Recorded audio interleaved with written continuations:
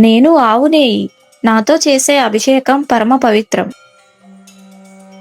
ఇది దీర్ఘకాలిక రోగాల నుండి విముక్తిని ప్రసాదించి చివరకు మోక్షాన్ని కలిగిస్తుంది. నేను తేనె. నాతో అభిషేకం చేస్తే మీ కంఠం మధురంగా మారుతుంది.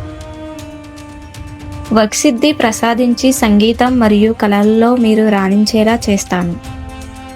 నేను పంచదార లేదా చెరుకు రసం.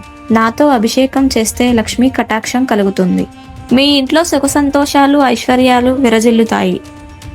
నేను పెరుగు. నాతో అభిషేకం చేస్తే అనారోగ్య సమస్యలు తొలగుతాయి.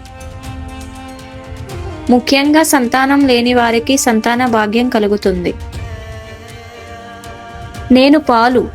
పాలు శాంతి స్వరూపం. నాతో అభిషేకం చేస్తే జీవితంలోని అశాంతి తొలగి కష్టాలు తగ్గి ఆయుష్ పెరుగుతుంది. నేను జలం. గంగాజలం లేదా శుద్ధ జలంతో అభిషేకం చేస్తే చాలు. భగవంతుని మనసు చల్లబడుతుంది. మీ కోరికలు నెరవేరుతాయి.